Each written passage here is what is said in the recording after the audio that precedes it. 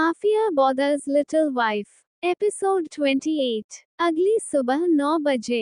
अब तक सूरज की रोशनी काफी तेज हो चुकी थी। बालकनी की खिड़की पर लगे हुए प्रदेश सूरज की रोशनी को रूम में आने से रोक रहे थे। इस वजह से रूम में हल्का अंधेरा था। वीर छवि को अभी भी अपनी बाहों में लिए हुए सो रहा था। अचानक फोन में रिंग दे करने की वजह से वीर की नींद खुल जाती है और वीर जल्दी से बेड के पास वाली टेबल से अपना फोन उठाकर उसे बिना देखे ही रिसीव कर लेता है। फोन की दूसरी तरफ से शक्ति करता है फर्स्ट बस सेकंड बॉस को हो सकता है। वीर हाँ मैं बस थोड़ी देर में आ रहा हूँ। वीर फोन कट करके साइड में रख देता है और एक नज़र अपनी बाहों में सोई हुई छवि को देता है जो सुकून से अभी भी उसकी बाहों में सो रही थी। वीर धीरे से छवि को बेड पर सुला देता है और खुद उठकर वहां से वॉशरूम में चला जाता है। कुछ देर बाद वर फ्रेश होकर रूम में आता है और कबाड़ से कपड़े लेकर क्लोजेट में चला जाता है। थोड़ी देर में ही वीर तैयार होकर पेट पर सोई हुई छवि के पास जाकर छवि के सिर पर प्यार से हाथ पैर कर उसके फोरहेड पर किस करता है और फिर वह रूम से बाहर चला जाता है। वीर लिविंग रूम से होते हुए मेंशन के बाहर जा रहा था कि देविका आंटी वीर को रोकते हुए कहती है, वीर बाबा आप कहाँ जा रहे हैं? नाश्ता तो करते जाइए। वीर नहीं आंटी मुझे देर हो रही है, मैं ऑफिस में ही नाश्ता कर दूंगा। आंटी नील बाबा कहाँ है? क्या वह अभी भी सो रहे है? वीर नहीं आंटी वह यहाँ नहीं है। नील कुछ दिनों के लिए जरूर काम की वजह से इंडिया से बाहर गया है। वैसे छवि अभी सो रही है, जब उठ जाए तो आप उसे नष्ट करवा कर मेडिसिन दे दीजिएगा। मैं चलता हूँ आंटी मुझे देर हो रही है। आंटी ठीक है वीर बाबा अपना ख्याल रखिए। फिर वीर मेंशन से बाहर आ जाता है अपनी कार में बैठने के लिए तो एक ड्राइवर कर के पीछे का डोर ओपन करके खड़ा हो जाता है। तो फिर उसे ड्राइवर से कहता है, गाड़ी में को ड्राइव कर लूंगा, तुम्हें मेरे साथ चलने की जरूरत नहीं है। और फिर भी ड्राइवर से कार की चाबी लेकर कोई ड्राइविंग सीट पर वेट कर यहाँ से निकल जाता है। आधे घंटे में वीर हॉस्पिटल पहुंच जाता है।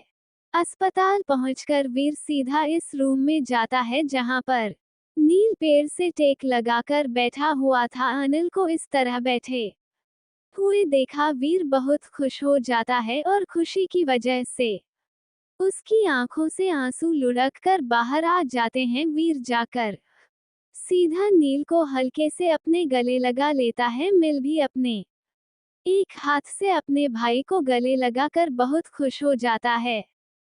कुछ देर से ही रहने के बाद दोनों एक दूसरे से अलग होते हैं। वीर नील के पास चेयर पर बैठ जाता है। वीर अब कैसा लग रहा है तुम्हें? नील बस ठीक लग रहा भाई, मुझे बस यहाँ से जल्द जाना है और अपनी छवि से मिलना है। मुझे उसकी बहुत याद आ रही है, कल से मैंने उसे देखा नहीं। वीर मुस्कुराकर पहले ठीक हो जाओ, उसके बाद छवि से मिलने की बात करना। क्या इसे जाओगे सभी के सामने? जब तक तुम पूरी तरह से ठीक नहीं हो जाते मैं तुम्हें छवि के सामने नहीं जाने दूंगा। तो क्या वह आपसे पूछे कि नहीं मेरे बारे में कि मैं कहाँ हूँ? वह कल ही तुम्हारे बारे में मुझसे पूछ रही थी और मैं तुम्हें 3-4 दिन के लिए इंडिया से बाहर भेज दिया है। नील मुंह बनाते हुए, क्या भाई मैं तो यहाँ अस्पताल में हूँ और अपने छवि से झूठ बोल दिया और मुझे इंडिया से बाहर भेज दिया। वीर तो क्या करता मैं जाकर छवि को सच कहता कि तुम्हें गोली लगी है, तुम हॉस्पिटल में जिंदगी और मौत से लड़ रहे हो। तुम्हें पता है कल रात उसने पूरी रात हम दोनों का इंतजार में गुजार दी थी। जब मैं वहां गया तब उसे वक्त सुबह के 4:30 रहे थे और वह दरवाजे पर खड़े होकर हमारा इंतजार कर रही थी। तुम्हें तो पता ही है उसकी कंडीशन के बारे में। मैं उसे एड्रेस उससे दूर रखना चाहता हूँ, सिर्फ कुछ ही दिन की बात है नील। तुम ठीक हो जाओ, उसके बाद छवि से मिल लेना अनिल। तो क्या मैं अभी छवि से बात नहीं कर सकता वीर? हाँ, तुम छवि से बात कर सकते हो, लेकिन तुम उसे अपने बारे में कुछ नहीं खाओगे। नील खुश होकर हाँ ठीक है भाई, लाइए मुझे मेरा फोन दीजिए, मैं अभी छवि से बात करता हूँ। वीर अभी नहीं मिल जाए, चली सो रही होगी, मैं आंटी से बात करके छवि के बारे में पूछ लूंगा, फिर उसके बाद तुम छवि से बात कर लेना, ठीक है भाई? वीर और नील बात कर ही रहे थे कि शक्ति इस रूम के अंदर आता है नींद के लिए ब्रेकफास्ट लेकर, जिसमें एक बोल में खिचड़ी थी, वह बोल में थोड़े से फ्रूट्स रखे हुए थे। वीर शक्ति के हाथ से ब्रेकफास्ट की ट्रेन लेकर नील को ब्रेकफास्ट करने लगता है। नील ब्रेकफास्ट को देखकर अपना मुंह बना लेता है और वीर से कहता है, अपना मुंह मत बनाओ, कुछ दिनों तक तुम्हें यही खाना पड़ेगा, जल्दी से ब्रेकफास्ट फिनिश कर लो, तुम्हें मेडिसिन भी लेनी है और फिर जल्दी से ठीक होकर छवि से भी तो मिलना है। हाँ भाई, छड़ी से मिलने के लिए तो मैं बेताब हूँ, और फिर मैं जल्दी से ठीक हो जाऊंगा। उसके बाद हमें उसे राकेश राणा को भी तो सजा देना है वीर, हम नहीं, सिर्फ मैं। तुम अपने हिस्से की सजा दे चुके हो, मुझे पता है तुमने उसे कितना मारा है। अगर वह बेहोश नहीं होता तो तुम उसे जान से ही मार देते, इसलिए सजा सिर्फ मैं दूंगा। नींद अपनी रोनी सूरत बनाते हुए, भाई मैं आपसे कहा था हम दोनों मिलकर उसे सजा देंगे, आप मेरे साथ ऐसा कैसे कर सकते हो? वह तो था ही कमजोर, थोड़ी सी मार में ही बेहोश हो गया, अब इसमें मैं क्या कर सकता हूँ? वीर मुस्कुराते हुए, ठीक है, पहले ठीक हो जाओ, हम दोनों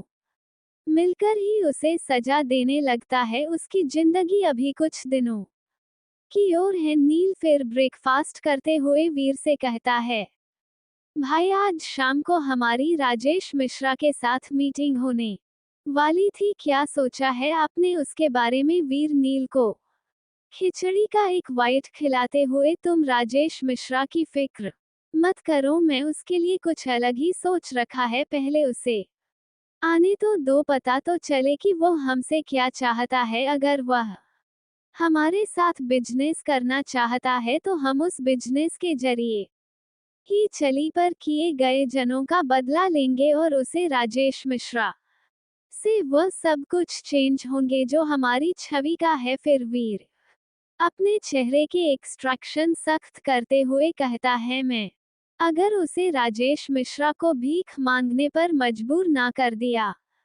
तो मेरा नाम भी रो राय नहीं, दिल में भी उसे वक्त का बड़ा ही बेसब्री से इंतजार कर रहा हूँ भाई। लेकिन भाई आप क्या करने वाले हैं उसे राजेश मिश्रा के साथ? वीर ने राजेश मिश्रा को बर्बाद करने के लिए जो प्लान बनाया है वो सब नील को बता देता है। वहीं दूसरी तरफ खंडहर में जॉनी मिस्टर खन्ना के सामने अपना सर झुकाए हुए खड़ा था। मिस्टर खन्ना जॉनी के ऊपर अपने गुस्से का कहर बरसा रहे थे। आखिर कैसे किंग्स को हमारे प्लान के बारे में पता चला? लड़की और ड्रग्स की इसमें लगती की खबर तो मैंने जानबूझकर किंग तक पहुंचाई थी, ताकि मैं उनके खिलाफ जल बेचकर उन्हें मार सकूं। किंग में सिर्फ लड़कियों को ही नहीं बल्कि हमारी करोड़ रुपयों को, माल को भी जला दिया, और उसका नामो निशान तक नहीं छोड़ा। जो किंग के जितने भी आदमी थे सभी टीम की ड्रेस में थे। पता करना मुश्किल था कि असली किंग कौन है। मैंने अपनी एक खास सूत्र को किंग को करने के लिए उसे वहीं पर चुपके से किंग पर निशाना साधकर उन्हें करने के लिए कहा। जैसे हम कंफ्यूज थे वैसे ही शूटर भी कंफ्यूज था, लेकिन किंग जितने बड़ी ही चालाकी से शूटर को भी सूट कर दिया। हैरानी वाली बात तो यह है कि जितने भी आदमी मारे गए वह सभी हमारे आदमी। किंग के एक भी आदमी को जरा भी खरोश नहीं आई। क्यों? बहुत साथी रहे, उनका दिमाग जीते की तरह तेज है। उनमें किंग को कम कर बहुत बड़ी गलती की है। वो रमेश खन्ना गुस्से में चलते हुए, कार्टून यहाँ मुझे किन किन बहादुर के किस्से सुना रहे हो? देखो क्या तुम्हारे अंदर दिमाग नहीं है क्या? तुम अपना थोड़ा सा भी दिमाग चलाकर किंग की चाल को मात्रा नहीं दे सकते? ऐसा करना तो दूर, तुम तो वहां से डर कर भाग कर यहाँ आ गए और बेसन की तरह मेरे सामने खड़े हो। अब मैं देव को क्या जवाब दूंगा? वो तो बड़ी ही बेसब्री से लड़कियों और माल का आने का इंतजार कर रहा होगा। अगर तुम मेरे खास आदमी नहीं होते तो मैं तुम्हें कब का मर चुका होता और तुम्हारी कमरा यहीं पर बनी होती जिस जगह तुम खड़े हुए हो। रमेश खन्ना अभी बोल ही रहा था कि उसका फोन बजने लगा। रमेश कान्हा जब अपनी फोन की स्क्रीन पर देखा है तो देव का नाम प्लेस हो रहा था। देव का नाम देखते ही रमेश खन्ना के हाथ कांपने लगे और वह कहता, आपने क्या कहूँ तेरे को? एक बार पूरी दिन जाने के बाद फोन बंद हो जाता है, फिर दोबारा से फोन बजाना शुरू हो जाता है। मजबूर होकर रमेश खन्ना को फोन उठाना ही पड़ता है। फोन की दूसरी तरफ से देखा करता है, क्या बात है खन्ना, कौन से ऐसे काम में बिजी हो जो मेरा फोन उठाने की भी तुम्हें फुर्सत नहीं है? मिस्टर खन्ना डरते हुए, ऐसी बात नहीं है देव, अभी मिस्टर खन्ना बोल ही रहे कि देव दूसरी तरफ से कहता है, चल थोड़ी इन सब बातों को यह बता, लड़की और मेरा माल का क्या हुआ? तूने इंडिया से उन्हें दुबई के लिए अब तक भेजा नहीं? मैं बड़ी बेसब्री से उनका इंतजार करना हूँ मिस्टर खन्ना। देव, एक बहुत बड़ी प्रॉब्लम होगी है। मैंने किंग को करने के लिए जाल बिछाया था, उन तक ड्रग्स और लड़कियों की स्मृतियों की खबर पहुंचाई थी ताकि मैं उन्हें मार सकूं, लेकिन मेरी सारी बाजी उल्टी हो गई। उन्होंने लड़कियों को भी छुड़ा लिया और साथ में सारे माल को आग लगाकर जला दिया। देव गुस्से से चलाते हो, क्या बकवास कर रहे हो खाना? तुम तो मुझे बताएं बगैर कोई भी प्लान कोई से अंजाम दे सकते हो? तेरी वजह से मेरा करोड़ का नुकसान होगा, इसकी भरपाई तो तुम्हें करनी होगी। कैसे भी करके मुझे मेरा माल वापस चाहिए और साथ ही वह लड़की भी। अगर लड़कियां नहीं मिली तो दूसरी लड़कियों को भेजो मिस्टर खन्ना। देव, तू फिक्र मत कर, मैं कहीं से भी तेरे माल का इंतजाम करूंगा और साथ ही लड़कियों को भी भेजूंगा। देव, यही तेरे लिए सही होगा खाना, लेकिन इस बार गलती से भी किंग तभी है बात नहीं पहुंचनी चाहिए। अब याद रखना, कोई भी काम को अंजाम देने से पहले मुझे जरूर बताना मिस्टर करना। हाँ ठीक है देव, लेकिन मुझे इसके लिए थोड़ा वक्त चाहिए। देव, ज्यादा वक्त नहीं दूंगा मैं तुम्हें, पहले ही मेरा वक्त बहुत बर्बाद कर चुका है। मुझे कैसे भी करके अपना माल और लड़कियां चाहिए। यहाँ इंडियन लड़कियों की बहुत डिमांड चल रही है मिस्टर खन्ना। हाँ ठीक है दिया, मैं तेरा ज्यादा वक्त नहीं लूंगा। देव, अच्छा ये बताओ, पूर्वी ब्रदर्स के पास दो लड़की है, उसका क्या हुआ? तूने मुझे मेरे आदमियों के जरिए उसे लड़की को किडनैप करवाने के लिए मदद मांगी थी और मैं अपने खास आदमियों को तेरे पास उसे लड़कियों को किडनैप करवाने के लिए भेजा भी है। अब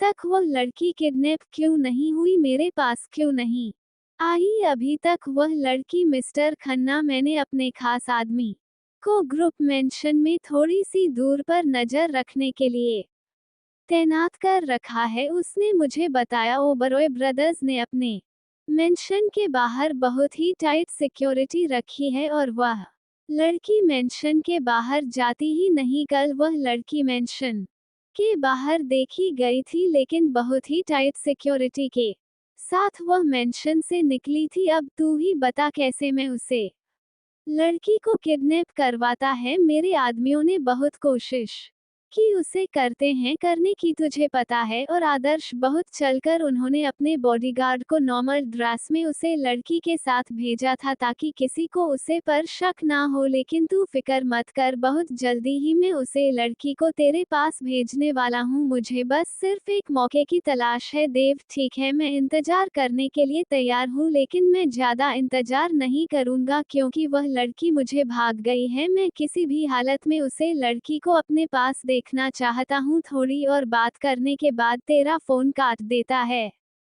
मुंबई का एक आलीशान बंगला जिसके बाहर नेम प्लेट पर बड़ी ही खूबसूरती से बड़े अक्षरों में राणा विला लिखा हुआ था। बंगले के अंदर एक 50 साल का आदमी गुस्से में अपने आदमियों पर चिल्ला रहा था, मेरा बेटा रॉकी कल से गायब है, आखिर वह कहाँ जा सकता है? कुछ पता चला रॉकी का, या फिर अभी भी ऐसे ही मुंह उठाकर चले आए हो? उन 6 से 7 आदमियों में से एक आदमी कहता है, सर ओके सर, अपने दोस्त जॉन के साथ एयरपोर्ट से यहाँ विला आने के लिए निकले थे, लेकिन वो विला आने से पहले मल्हार में काम हो गए थे। जॉन की कर हमें मल्हार मेगा मॉल के पार्किंग में मिली है। हमने वहां की सीसीटीवी फुटेज भेजी कि उन दोनों को मॉल के अंदर जाते हुए देखा, लेकिन बाहर आते हुए नहीं देखा। हमने सीसीटीवी फुटेज में देखा है कि रॉकी सर और जय माल में बस ऐसे ही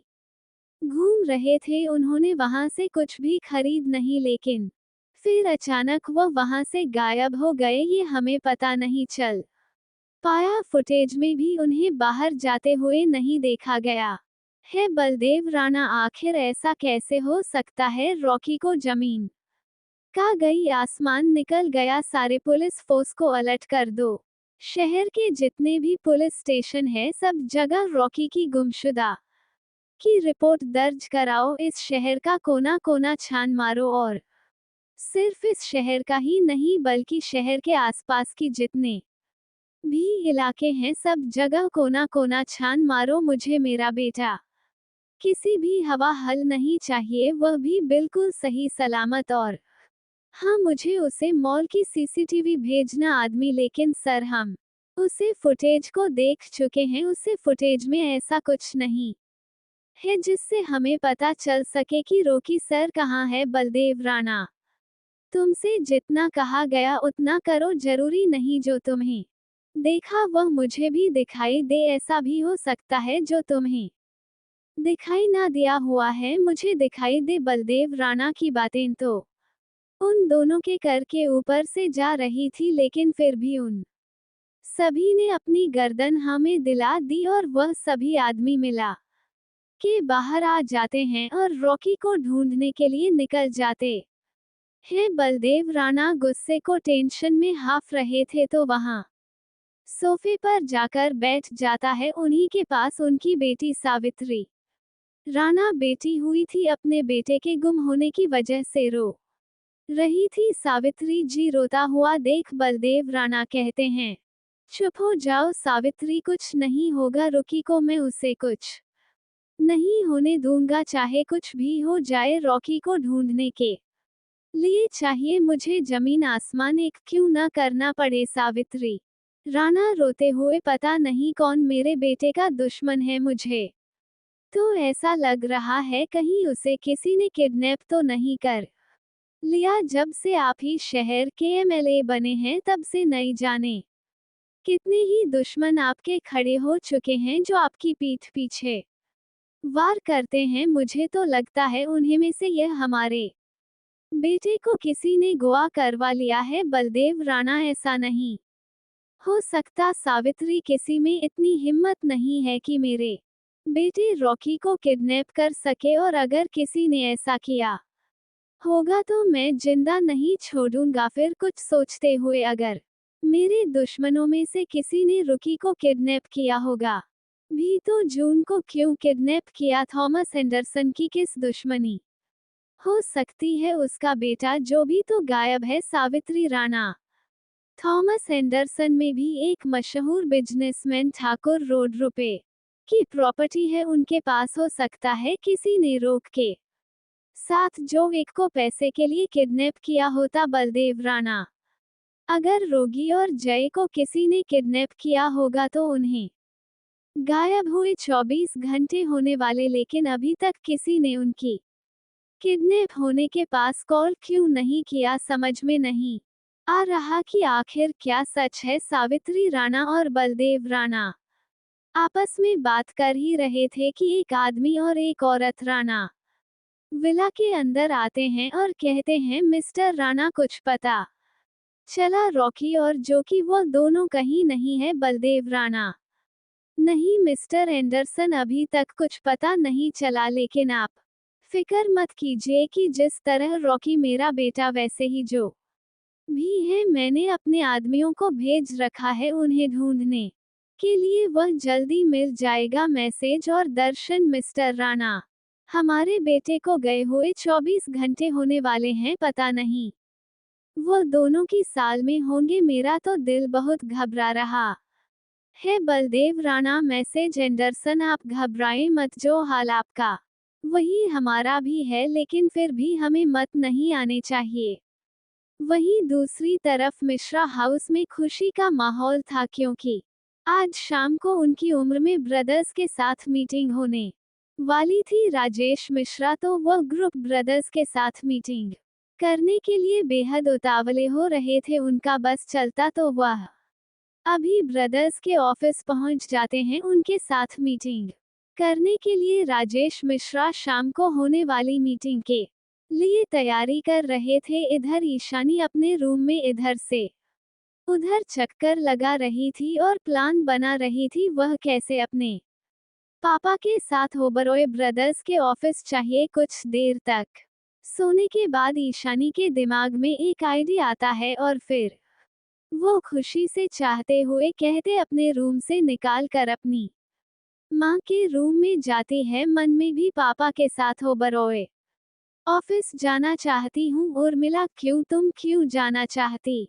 हो? तुम्हारा वहाँ क्या काम? ऐसा नहीं, मन जरा सोचो, अगर मैं वहाँ जाऊंगी तो हो सकता है हमें उन दोनों ब्रदर्स में से किसी एक को पसंद आ जाऊं, फिर मैं उसे अपने प्यार की जाल में फंसा कर उसे शादी कर लूंगी। उर्मिला जी, तू पागल हो गई है क्या? तेरे पापा ने मुझे बताया दोनों ब्रदर्स अपने आसपास लड़कियों को भड़काने भी नहीं देते। जिन लड़कियों ने उन्हें उपयोग ब्रदर को अपनी दाल में फंसाने की कोशिश की है, उन लड़कियों का आज तक कुछ पता नहीं चल पाया है और किसी में इतनी हिम्मत नहीं है कि वो उपरोक्त ब्रदर्स के खिलाफ आवाज उठा सके, और तू उन्हें अपने प्यार के जाल में फंसाने की बात कर रही है। अपने दिमाग में ये ख्याल निकाल दे, तू कहीं नहीं जाने वाली, समझी? ईशानी माँ मर्द औरत से चाहे कितनी ही दूर क्यों ना भाग ले, कभी ना कभी तो उसे औरत की जरूरत पड़ती है, और ब्रदर भी तो मार दिए।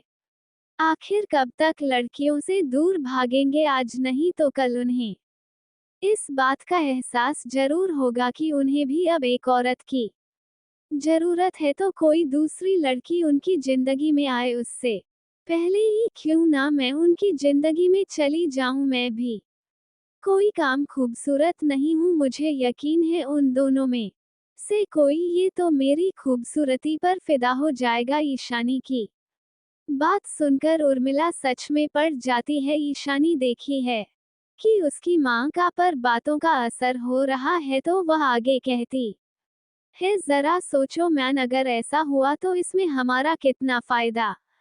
हमें उन उपरोक्त ब्रदर्स में से किसी एक से शादी कर लूंगी और फिर ईशानी ओबरॉय बन जाऊंगी। मेरी शादी से पापा की बिजनेस को भी कितना फायदा होगा? हम लोगों करोड़ों रुपए में खेलेंगे। उर्मिला, क्या सच में ऐसा हो सकता है? गर्भवती में से किसी एक ने भी तुझे पसंद कर लिया तो तुम्हारे लिए तो फायदा ही फायदा। मैं उपरोक्त ब्रदर की सास बन जाऊंगी।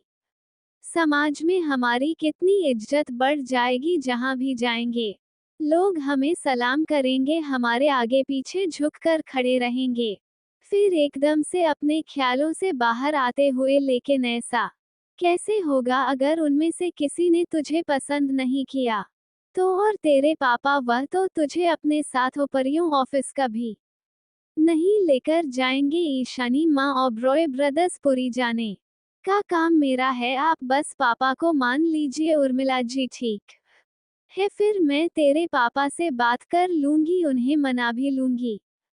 फिर अपने पास से कुछ पैसे निकाल कर ऋषानी को देते हुए कहती है, ये कुछ पैसे हैं, जा ब्यूटी पार्लर जाकर तैयार हो जा, शाम तक मुझे ऐसा तैयार होना है कि वह दोनों ही भाई तुझे देखते ही फिदा हो जाए। उर्मिला की बात सुनकर ईशानी मिस्टीरियस स्माइल करने लगती है और अपने मन में रहती है, अब देखती हूँ मुझे कौन रोकता है, और ब्रदर से मिलने से मैं सिर्फ उनसे मिलेगी ही नहीं बल्कि उनके अपने प्यार के जाल में भी फंसाऊंगी और उनसे शादी भी करूंगी।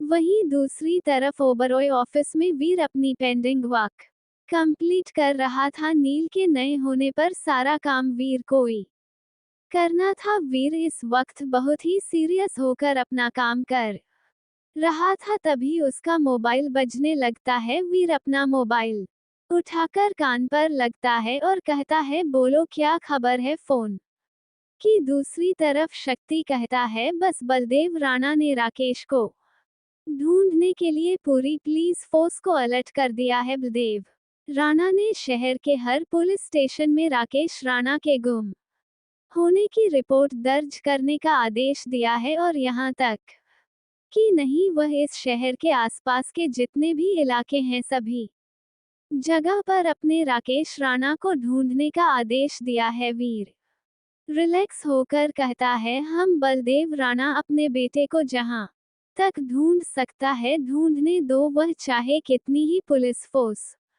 को अलर्ट क्यों न कर दे, लेकिन फिर भी वह अपने बेटे तक नहीं पहुंच सकता क्योंकि वह किंग की कैद में है। शक्ति बस खबर मिली है कि बलदेव राणा मल्हार में का मूल की सीसीटीवी फुटेज खुद चेक करना चाहता है। अभी वह अगर उसे फुटेज को देखना चाहता है तो देखने दो, लेकिन याद रहे बलदेव राणा को ये कभी पता नहीं चलना चाहिए कि यह रॉकी छवि की पिक्चर वॉशरूम तक गया था। बलदेव राणा को छवि के बारे में कोई इन्फॉर्मेशन नहीं मिलनी चाहिए। शक्ति ओके बॉस, आप जैसा चाहते हैं वैसा ही होगा। फिर भी फोन कट करके अपना काम करने लगता है। ओबरॉय मेंशन आंटी और नंदिनी ने तो कब से ही अपना ब्रेकफास्ट कर लिया था। आंटी अब छवि का इंतजार कर रही थी। काफी देर हो जाने के बाद भी छवि जब नहीं आती तो आंटी घड़ी में टाइम देखी है तो सुबह की 11 बजे रही थी। आंटी अब परेशान हो जाती है कि छवि इतनी देर तक कैसे सो सकती है। उसकी तो जल्दी ही उठने की आदत थी, कहीं छवि बीमार तो नहीं होगी। फिर ताकि एक प्लेट में ब्रेकफास्ट सर्वे करके छवि के रूम में लेकर जाती है ताकि जब रूम में पहचान कर देती है तो छवि अभी भी सो रही थी। आंटी ब्रेकफास्ट की प्लेट एक साइड रखकर छवि के सर पर हाथ रखकर देखी है तो वह नॉर्मल ही थी। फिर आंटी धीरे से छवि को आवाज देकर कहती है, बेबी जी उठ जाइए, देखिए घड़ी में 11 बज चुके हैं, आपको ब्रेकफास्ट करके अपनी दवाई भी तो लेनी होती है। छवि अपनी आंखें खोल कर देखती है तो कई मुस्कुराती हुई छवि को ही देख रही थी, तो छवि भी मुस्कुराते हुए कई को गुड मॉर्निंग रहती है। जवाब में कई भी मुस्कुराते हुए छवि को गुड मॉर्निंग रहती है। वीर से मिलने के बाद छवि बिल्कुल बेफिक्र हो चुकी थी और रात को काफी देर तक जागने की वजह से छवि अब तक सो रही थी। फिर छवि अपने पास देखी है तो वह बेड पर अकेली सो रही थी, तो छवि कई से पूछता है, आंटी वीर कहाँ गए। आंटी बच्चे की, वीर बाबा तो कब से ही ऑफिस चले गए, आज वह भी देर से ही उठे थे इसलिए उन्हें देर हो रही थी तो उन्होंने ब्रेकफास्ट नहीं किया। सभी बेड से उठाते हुए, क्या आंटी वीर ने नाश्ता किए बिना ही चले गए। हाँ बेबी जी, मैंने उनसे कहा भी कि वो ब्रेकफास्ट कर ले तो उन्होंने कहा कि उन्हें देर हो रही है, अब वो ऑफिस में ही अपना ब्रेकफास्ट कर लेंगे। फिर छवि घड़ी की तरफ देखती है तो वो अब तक 11 बजे चुके थे, तो छवि रहती है, इतना ज्यादा वक्त हो गया, मैं इतनी देर तक सोती रही, आपने मुझे जगाया क्यों। नहीं आंटी कोई बात नहीं बेबी जी, मैं ही आपको नहीं जगाया। आप रात को काफी देर से सोई थी ना, इसलिए चलिए जल्दी से फ्रेश हो जाए और ब्रेकफास्ट करके अपनी दवाइयाँ भी ले लीजिए। छवि जल्दी से उठकर वॉशरूम में चली जाती है और थोड़ी देर में फ्रेश होकर वह रूम में आती है तो आंटी छवि को नष्ट करने लगती है। छवि नाश्ता करते हुए कई से कहती है, माँ नंदिनी कहाँ है? नंदिनी अपने रूम में है, कल से आप दोनों को कॉलेज जाना है, बस उसी की तैयारी कर रही है थोड़ी ही। चुप्पी के बाद छवि को सोचकर रहती है, आंटी आज मैं वीर के लिए खाना लेकर जाना चाहती हूँ उनके ऑफिस, आप क्यों परेशान हो रही है बच्चे की? वीर बाबा का लंच टिफिन तो हर रोज रघु ही लेकर जाता, आज भी वही ले जाएगा। छवि नहीं आंटी, आज मैं वीर का लंच टिफिन लेकर जाना चाहती हूँ, आज वो बिना ब्रेकफास्ट किया चले गए, मुझे बहुत दुख हो रहा है। पता नहीं उन्होंने ऑफिस में भी अभी तक कुछ खाया होगा भी नहीं। मैं उनके लिए खाना लेकर आऊंगी, जाऊंगी और उनके ऑफिस भी देख लूंगी और वो मुझे वहां देखकर सरप्राइज भी हो जाएंगे। आंटी मुस्कुराते हुए, ठीक है बेबी जी, आपकी जैसी मर्जी। अरे हाँ बेबी जी, मैं आपको बताना ही भूल गई, नील बाबा का फोन आया था आपसे बात करने के लिए, कह रही थी आप सो रही थी, इसलिए मैंने उन्हें थोड़ी देर बाद बात करने के लिए कहा। सभी खुशी होते नील का फोन आया था और वो मुझसे बात करना चाहता था, तो आपने मुझे उठाया क्यों नहीं? मैं इस वक्त उठकर नील से बात करती। आंटी तो अब बात कर लेना, आप पहले ब्रेकफास्ट कर ले, फिर मैं आपकी बात करवा दूंगी। छवि ठीक है। आखिर क्या रिएक्शन होगा जब छवि वीर के ऑफिस पहुंचेगी? क्या राजेश मिश्रा ओबरॉय ब्रदर से मीटिंग कर पाएगा या ईशानी और ब्रदर को अपने जाल में फंसा पाएगी? जानने के लिए मेरे साथ बने रहिए माफिया ब्रदर्स लिटिल वाइफ।